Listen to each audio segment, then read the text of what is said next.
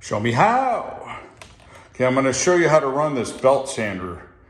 This floor drum sander, which is just like, well, it's actually a drum, it's not a belt. Okay,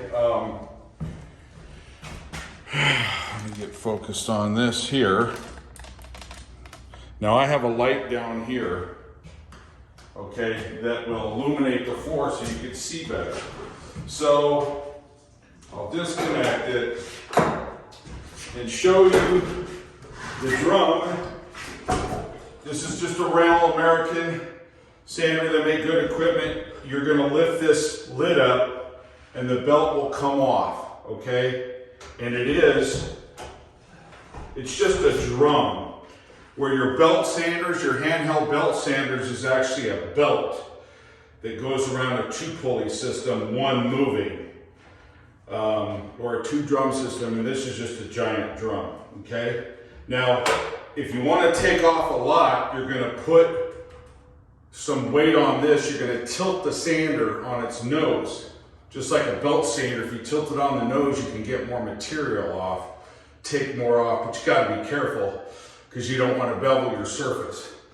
But other than that, the way these are designed, if you're just running flat, you can't go wrong, okay? There's a little bit of give here. If you just run it on the wheels, you can't go wrong. So Google.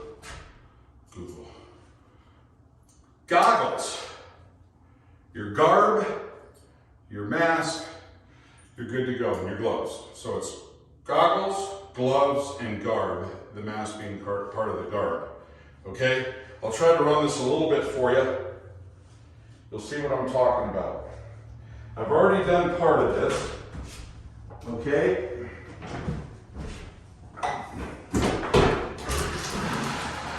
Obviously, when I do this, everybody probably knows this, it's good to knot this up. That way it doesn't disconnect while you're working. Okay, now once you put this lever down, it's on the nose, but it's not on the nose that much. So if you turn it on, it's not going anywhere. As soon as you put it on the nose, it's gonna go.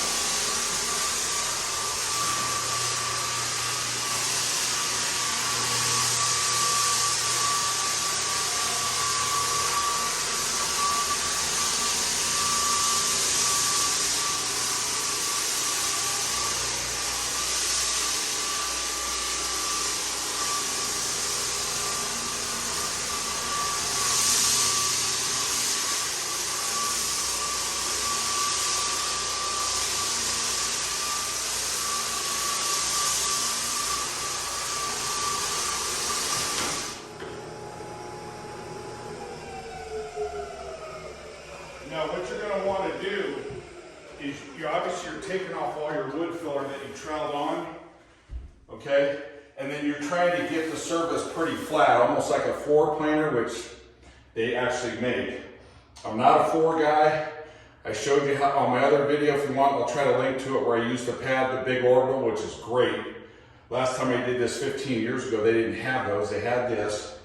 I cut it with this, and then I came back with a little bit finer paper, and then I used the edger, which you can do the whole floor, because it's a big disc sander.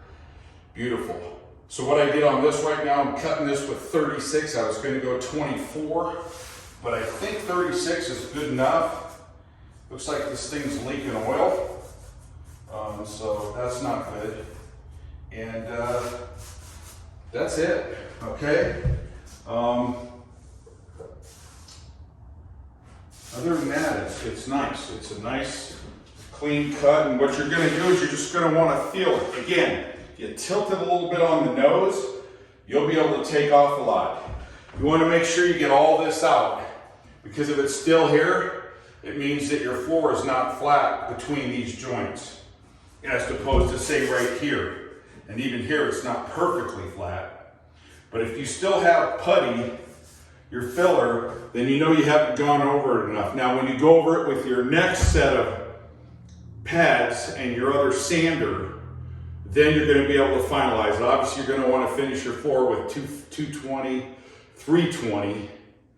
Okay, and I use Bona. Bona is great. I used Minwax before, not very durable, but I wanted that umbering effect, that yellowing effect, because it was a vintage house, old 100-year-old house. Okay, all right, I'm going to get back on it. I'll show you a few more strokes. Again, goggles, gloves, and garb.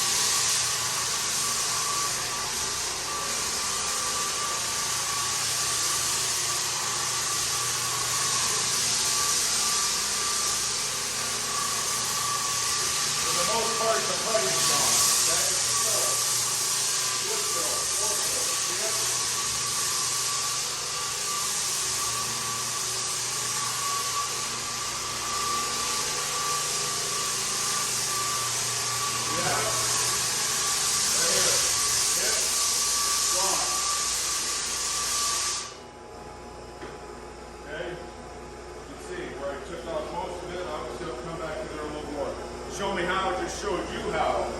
Sandwood floor. Thank you very much. Please subscribe.